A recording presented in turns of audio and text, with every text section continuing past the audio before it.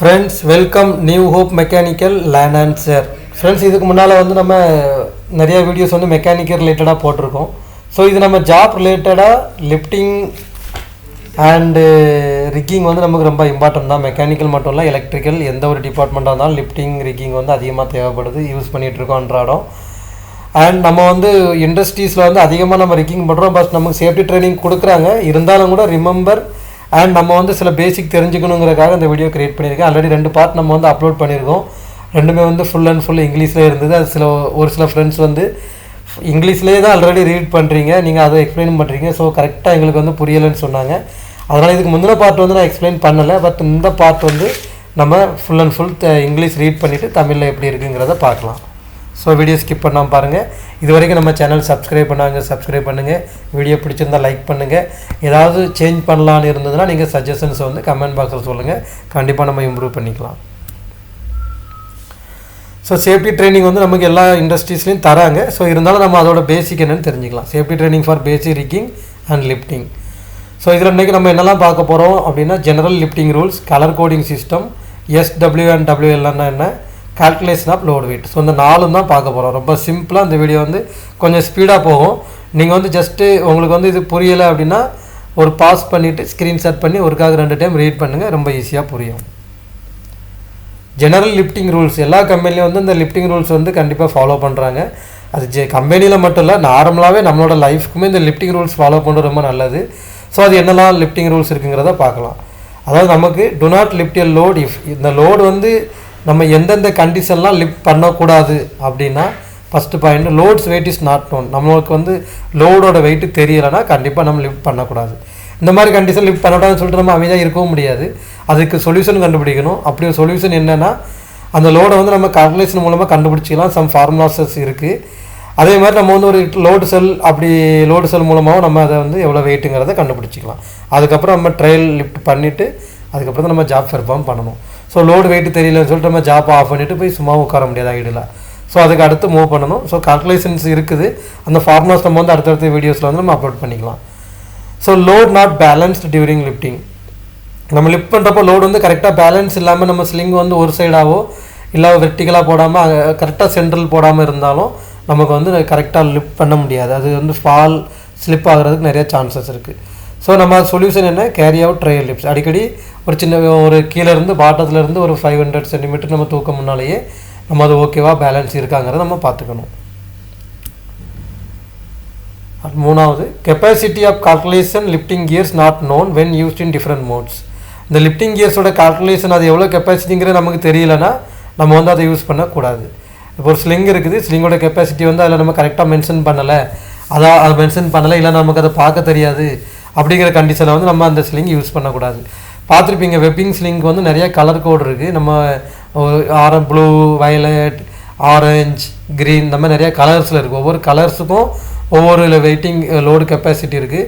அதே மாதிரி இந்த கலர்ஸ் நமக்கு மங்கி போயிடும் நாளோட வெயிலில் யூஸ் பண்ணுறப்போ, சன்லைட் பட்டோ இல்லை நார்மல் நம்ம இண்டஸ்ட்ரியில் யூஸ் பண்ணுறப்போது கிரீஸு இல்லை அழுக்கு டர்ட் ஏதாவது பட்டு மங்கி போகிற கண்டிஷனில் அந்த ஸ்லிங்லேயே நமக்கு வந்து அந்த எத்தனை டன்னுங்கிறதுக்கு லைன் மாதிரி அந்த நம்ம உள்ள ஸ்டிச் பண்ணியிருப்பாங்களோ அந்த லைன் இருக்கும். 2 டன்னுக்கு 2 லைன், 3 டன் 3 லைன், அந்த மாதிரி லைன் இருக்கும். இதை நம்ம ஒரு நாள் வீடியோவாக நம்ம வந்து எடுத்து அப்லோட் பண்ணுறோம், அப்போ பார்க்கலாம். ஸோ இந்த மாதிரி நமக்கு வந்து அது கரெக்டாக எந்த கெப்பாசிட்டின்னு தெரியாமல் நம்ம வந்து அதை யூஸ் பண்ணக்கூடாது. So you are not train to recognise defecting lifting gears. ஒரு லிஃப்டிங் கியர் வந்து டேமேஜாக இருக்கா கரெக்டாக இருக்கான்னு தெரியல அப்படின்னு வந்துச்சுன்னா கண்டிப்பாக நம்ம வந்து யூஸ் பண்ணக்கூடாது. சரியா, நம்ம லிஃப்டிங் கியர் வந்து நமக்கு செக் பண்ண தெரியல, ஒரு ஸ்லிங்கு தான் இருக்குது, அந்த ஸ்லிங் வந்து நமக்கு செக் பண்ண தெரில அப்படிங்கிற கண்டிஷன்லேயும் நம்ம வந்து அந்த ஸ்லிங்கை எடுத்து யூஸ் பண்ணக்கூடாது. செயின் பிளாக் இருக்குது, செயின் பிளாக்கோட செயின்ஸ்லாம் ஓகே அண்ட் அது லேட்ச் ஓகே, இந்த மாதிரி நமக்கு தெரியலனா கண்டிப்பாக நம்ம யூஸ் பண்ணக்கூடாது. அப்படி நம்ம யூஸ் பண்ணோன்னா ஏதாவது சம்திங் நடந்துச்சுன்னா நம்ம தான் பொறுப்பு அதுக்கு. So next, for lifting of balance load sling capacity. So balance லோடாக இருக்கிறப்போ ஸ்லிங் கெப்பாசிட்டி வந்து 2 டைம் ஸ்லிங் கெப்பாசிட்டிக்கு ஓகேவாக இருக்கும். அந்த லோடு வந்து கரெக்டாக யூனிஃபார்மாக இருக்குங்கிறப்ப நம்ம 2 ton sling 2 ton weight use பண்ணலாம். பட் மோஸ்ட் ஆஃப் கம்பெனியில் நம்ம வந்து டபுள் யூஸ் பண்ணுறது இல்லை. ஏன்னா நம்ம 6 டன் வெயிட்டு தூக்குறதா இருந்தால் நம்ம 8 டன் ஸ்லிங் தான் மேக்ஸிமம் யூஸ் பண்ணுறோம் எக்ஸ்ட்ரா சேஃப்டிக்காக. But as per company policy வந்து நம்ம வந்து பேலன்ஸ்ட் லோடாக இருந்தால் ஸ்லிங் கெப்பாசிட்டி வந்து நமக்கு டபுளாக நம்ம வந்து யூஸ் பண்ணிக்கலாம். கலர் கோடிங் சிஸ்டம் ஆல்ரெடி நிறையா கம்பெனிஸில் பார்த்துருப்பீங்க, ஒர்க் பண்ணவங்க. ஒர்க் பண்ணாத நியூ ஃப்ரெண்ட்ஸ் இருந்தீங்கன்னா தெரிஞ்சுக்கோங்க. இந்த லிஃப்டிங் எக்யூப்மெண்ட்டுக்கு வந்து நமக்கு நார்மலாக கலர் கோட் கொடுத்துருப்பாங்க. எவ்ரி 6 மந்த் வந்து சேஞ்ச் ஆகிட்டு இருக்கும். இன்டர்நேஷ்னல் கலர் கோடு ஒரு சில பேர் ஃபாலோ பண்ணுறாங்க. சில கம்பெனி சொந்தமாக அவங்களுக்காக இண்டிவிஜுவலாக கலர் கோடு வச்சுருக்காங்க. எவ்ரி 6 மந்த் இது சேஞ்ச் ஆகிட்டே வரும். A method of marking equipment normally with paint. So to give a visual inspection of its certificate status. A method of marking equipment to give a visual indication of its certification status. அப்படின்னா நமக்கு வந்து equipment lifting எக்யூப்மெண்ட்டில் வந்து marking பண்ணியிருப்பாங்க ஒரு மெத்தடில். அதாவது paint வச்சோ இல்லை வேறு ஏதாவது டேப் ஏதாவது வச்சு நமக்கு வந்து கலர் மார்க் பண்ணியிருப்பாங்க. அது என்ன இண்டிகேட் பண்ணுறதுன்னா நமக்கு விஷுவலாக இந்த ஸ்லிங்கோ ஆர் இந்த லிஃப்டிங் எக்யூப்மெண்ட்டோ ஓகேங்கிறத நமக்கு மென்ஷன் பண்ணுது. According to regulation standards, all lifting equipments are to be inspected in every 6 months. When the test certificate expires, sound items are color coded to the next corresponding period to identify. அதாவது எந்த ஒரு 6 மாதத்துக்கு ஒருக்கா எந்த கம்பெனியாக இருந்தாலும் lifting equipments வந்து inspect பண்ணி அது ஓகேன்னு சர்டிஃபிகேட் கொடுத்த அப்புறம் தான் நம்ம அதை கண்டினியூ பண்ணி யூஸ் பண்ணணும். அண்ட் நமக்கு எக்ஸ்பிரி டேட் முடிஞ்சிருச்சுனாலும் மறுபடியும் நம்ம வந்து அதை தேர்ட் பார்ட்டிக்கு இன்ஸ்பெக்ஷன் கொடுத்து அவங்க ஓகேன்னு சர்டிஃபிகேஷன் பண்ணின அப்புறம் தான் நம்ம அந்த லிஃப்டிங் எக்யூப்மெண்ட்டை யூஸ் பண்ண முடியும். ஸோ அந்த மாதிரி கண்டிஷனில் யூஸ் பண்ணால் தான் நம்ம ஆக்சிடென்ட்ஸையும் அண்ட் ஏதாவது எமர்ஜென்சி சிச்சுவேஷன் எதுவும் பிரச்சனை வராமல் இருக்கிறதுக்கு நம்ம வந்து அவேராக இருக்கிறதா அர்த்தம். அதே மாதிரி all defective items are to be destroyed. ஏதாவது லிஃப்டிங் எக்யூப்மெண்ட் டேமேஜாக இருந்தால் அதை மறுபடியும் யூஸ் பண்ணக்கூடாது. அதை கொண்டு ஸ்டோர் பண்ணி வைக்கக்கூடாது. ஸோ அந்த மாதிரி கண்டிஷனில் நம்ம வந்து ஸ்டாக் வைக்காமல் அதை வந்து அழிச்சிடணும். அதை வந்து நம்ம த்ரோ பண்ணிடணும் டஸ்ட்பினில். அதை வந்து நம்ம யாரோட ரெஸ்பான்சிபிளோ அவங்களுக்கு இன்ஃபார்ம் பண்ணிக்கணும். Ongoing colour coding on equipment confirm the validity of third party. Colour code ஓகேவாக இருக்கும், சம்டைம் தேர்ட் பார்ட்டி இல்லாமல் இருக்கும் சில கண்டிஷன்ஸில். இப்போ நம்ம வந்து ஸ்டோர் கீப்பர் என்ன பண்ணிடுறாங்க, சம் சிச்சுவேஷன்ஸில் லிஃப்டிங் எக்யூப்மெண்ட் வெளியே கொடுத்துருப்பாங்க, அவங்க ரிட்டர்ன் பண்ணியிருக்க மாட்டாங்க எண்ட் யூஸர் வந்து. இந்த மாதிரி சிச்சுவேஷன்ஸ் என்ன நடக்கும், நம்ம மறுபடியும் ரிட்டர்ன் உள்ளே வந்தோன்னா ஸ்டோர் கீப்பர் எடுத்து க்ரீன் கலரோ சம்டைம் அந்த பீரியடிக் கலர் ஏதோ அது நமக்கு பண்ணி வச்சுருவாங்க. நம்ம திருப்பி யூஸ் பண்ணுறப்போ ஏதாவது ஒரு சிச்சுவேஷன்ஸில் டேமேஜ் ஆச்சுன்னா அதுக்கு சர்டிஃபிகேஷன் இல்லை, தேர்ட் பார்ட்டி வந்து இது ஓகே அப்படின்னு சர்டிஃபிகேட் கொடுக்கலன்னா அதனால் ஏதாவது இன்சிடென்ட்டோ ஆக்சிடென்ட்டோ ஆச்சுன்னா அது நமக்கு பெரிய இஷ்யூ ஆகும். ஸோ தேர்ட் பார்ட்டி சர்டிஃபிகேஷன் இருக்குதாங்கிறத பார்த்துட்டு நம்ம யூஸ் பண்ணணும். எந்த ஒரு கம்பெனியாக இருந்தாலும் கலர் கோடிங் இருக்குன்னு நம்ம வந்து அதை மூடித்தனமாக நம்பி யூஸ் பண்ணக்கூடாது.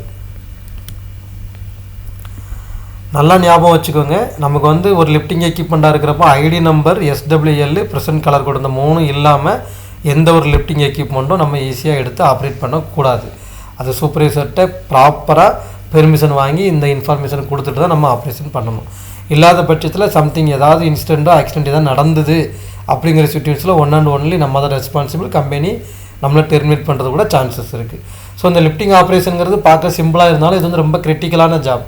சின்ன வெயிட்டாக இருந்தாலும் சரி, பெரிய வெயிட்டாக இருந்தாலும் சரி, இந்த லிஃப்டிங் எக்யூப்மெண்ட் வந்து நம்ம நல்லா தெரிஞ்சுக்கணும்.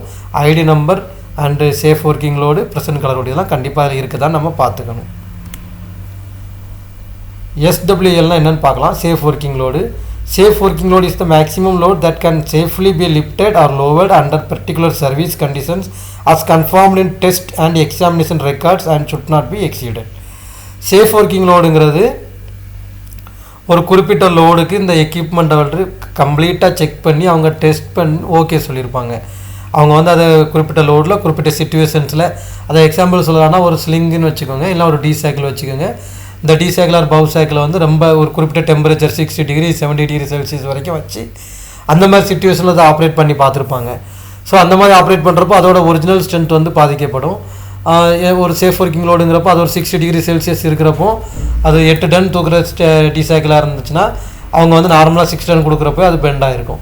ஸோ அவங்க அதெல்லாம் மென்ஷன் பண்ணி அதெல்லாம் வந்து மெஷர் செஞ்சுட்டு அதுக்கு அவங்க அதெல்லாம் கால்குலேட் பண்ணி ஒரு சேஃப் ஒர்க்கிங் லோடு நமக்கு தருவாங்க.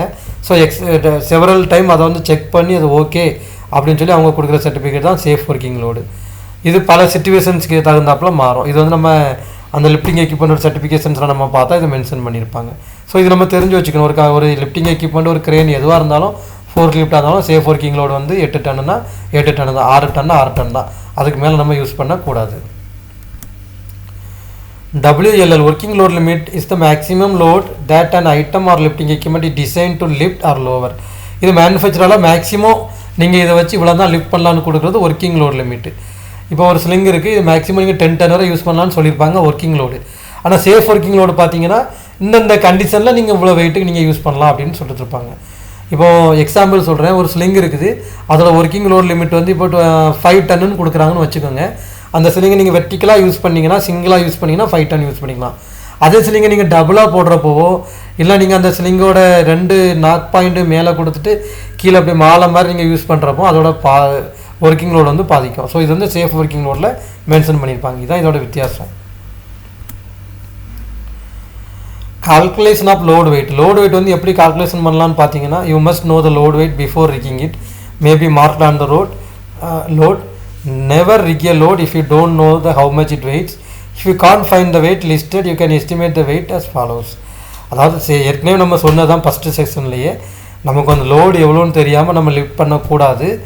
அண்ட் நமக்கு லோடு எவ்வளோன்னு கண்டுபிடிக்கிறதுக்கு ஒரு சில ஃபார்முலாஸஸ் இருக்குது. நம்மளோட லோடு செல் நம்மகிட்ட பக்கத்தில் இல்லை, நம்ம லோட் பண்ணி பார்க்குறதுக்கு எந்த மாதிரி லோட் செல்லோ அண்ட் வெயிட் பார்க்குற மிஷினோ எதுவுமே நமக்கு இல்லைங்கிற கண்டிஷனில் வந்து சில ஃபார்முலாஸஸ் இருக்குது.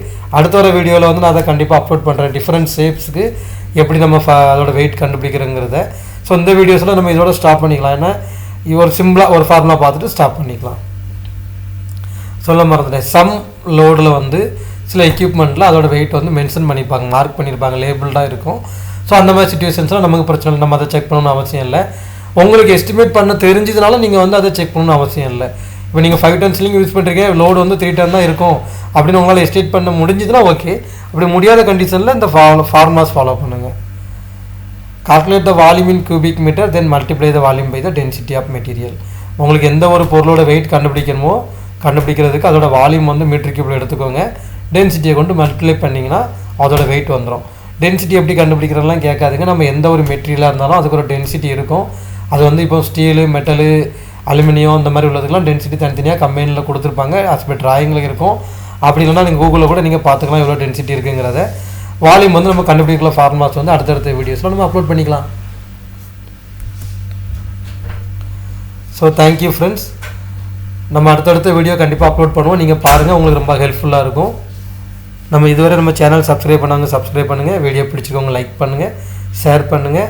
ஏதாவது சஜஷன் இருந்தால் கண்டிப்பாக நீங்கள் கமெண்ட் பாக்ஸில் சொல்லுங்கள், நம்ம இம்ப்ரூவ் பண்ணிக்கலாம்.